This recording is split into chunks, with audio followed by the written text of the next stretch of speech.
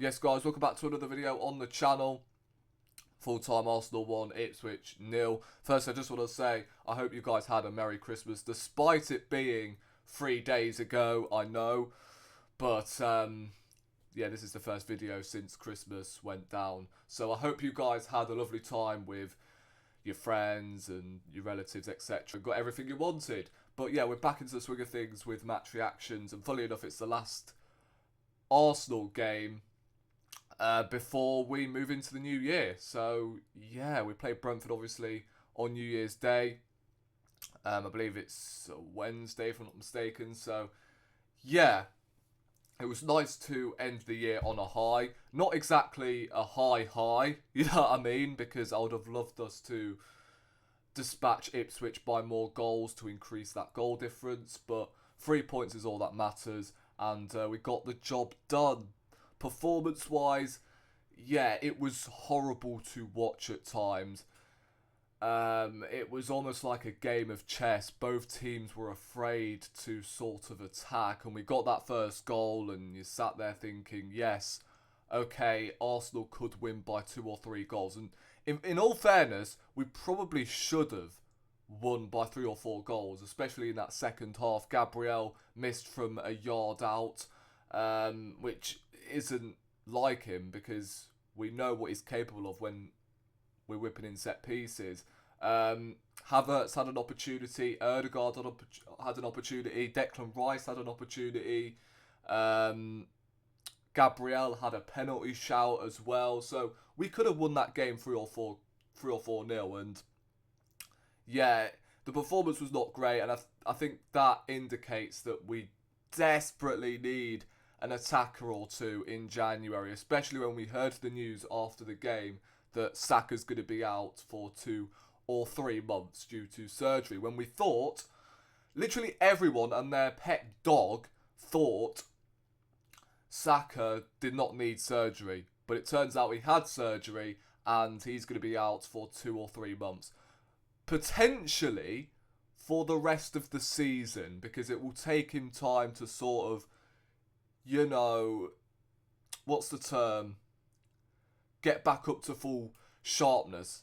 That's what I'm trying to look for. So yeah, I think with Saka out injured, I think yesterday's game proved that our right-hand side isn't the same without him. And I thought Odegaard, I think that telepathy between Odegaard and Martinelli is going to take time. 100%, because I thought Odegaard had a poor game, if I'm being honest with you. Martinelli didn't really rip up any trees. I thought Trossard had a decent game, to be fair to him. Nice assist for the goal. Kai Havertz again in midfield, which I just don't like. I mean, this shoehorning with Kai Havertz is really starting to wind me up. And yeah, we're just lucky that we are playing, you know, championship opponent who was in League One only 2 seasons ago. I mean, yeah, I don't know. Havertz midfield, like, you either start him up top, I've always said this, start him up top or just bench him. Because in midfield it just doesn't work. But we know Arteta's not going to do that. Declan Rice in the 6, I think he's been brilliant lately. Came on against Crystal Palace, changed the game. Yesterday, I thought he had a solid game in there. The defence didn't really have a whole lot to do. Saliba, Gabriel, Raya, who, by the way, has 23 clean sheets in 50 appearances, which is very impressive. Yes, it was Ipswich, and I'm pretty sure I could be standing in goal for Arsenal last night, and I could have kept a clean sheet because Ipswich were completing 11 passes every 5 minutes, pretty much, backwards. Like, they did not even bother. It was like, yeah, we'll just lose this game 1-0, lads. Yeah, look, in terms of the standout players, I think, as I said, Rice had a decent game. Trossard had a decent game. Timber at right back I thought was really impressive. But I have to bring him up again. Miles Lewis-Skelly. Now picture this. Imagine building the ultimate Arsenal player.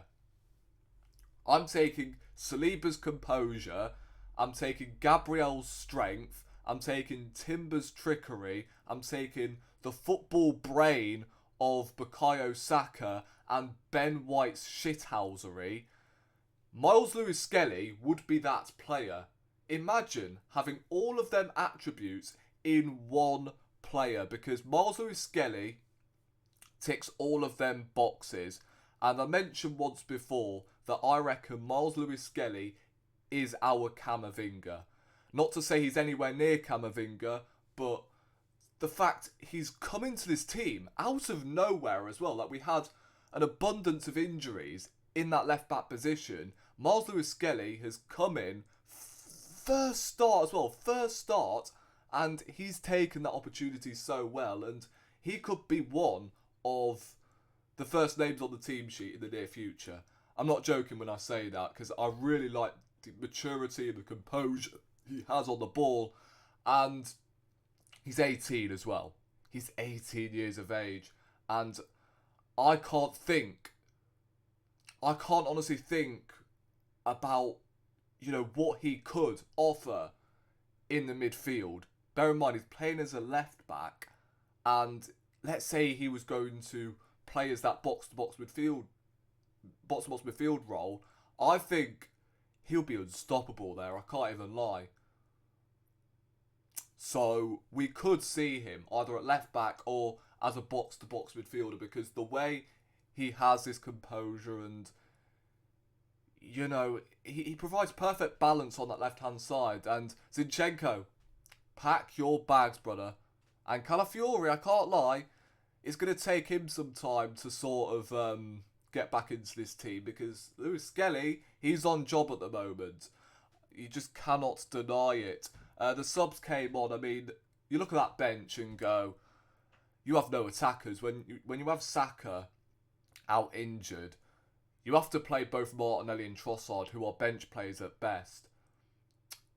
So you have no attackers on the bench. With Sterling out injured as well, which isn't as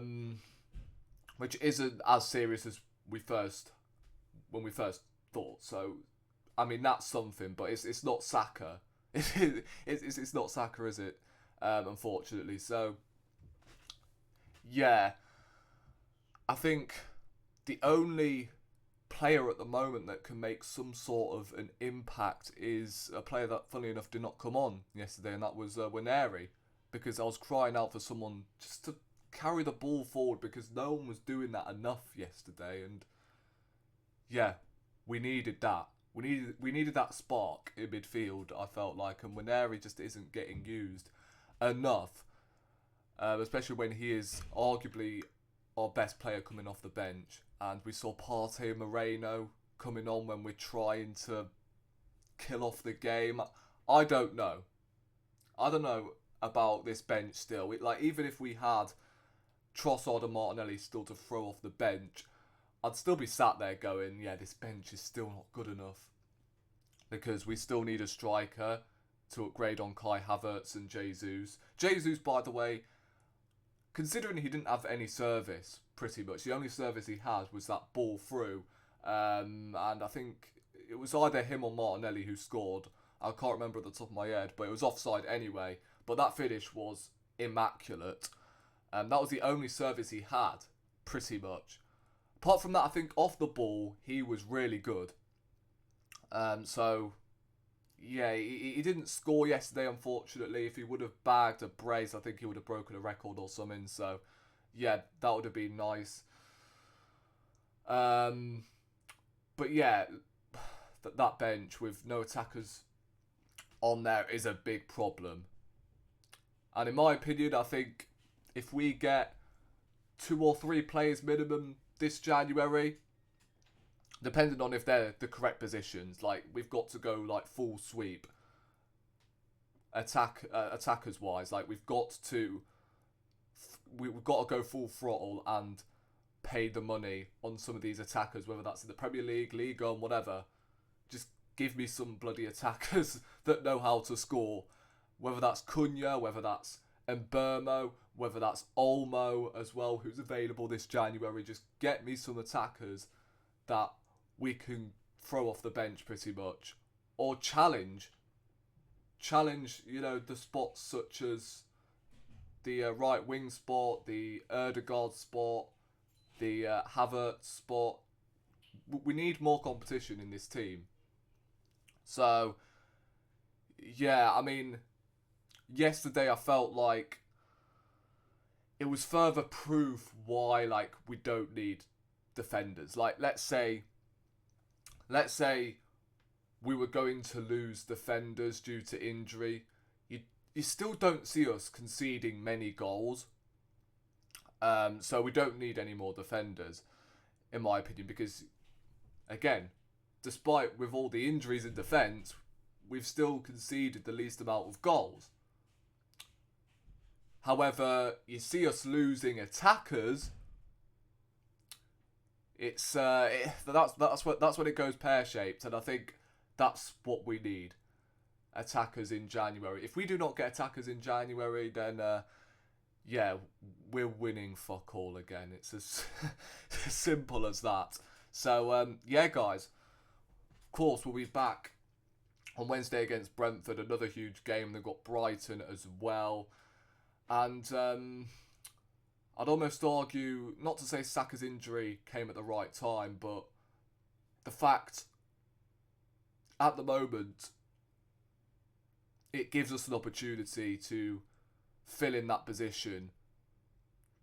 That we don't need to, worry about the Saka injury. We've got him to step in. And if we could get, I'd say 3 attacking players of, let's say, Trossard's quality when we signed him in January 2 years ago, then we could be in business. We could be in business, and that Saka injury could be a blessing in disguise. But I don't know. Do I trust the club at the moment? No, I don't. But I hope they prove me wrong. So let me know your thoughts in the comment section down below on the game itself. I will be posting transfer updates, by the way, on players that we are linked with, etc. in January. So that will be coming shortly in a couple of weeks. But in the meantime, subscribe to the channel if you are new, and I'll catch you in the next one. Come on, you Gunners.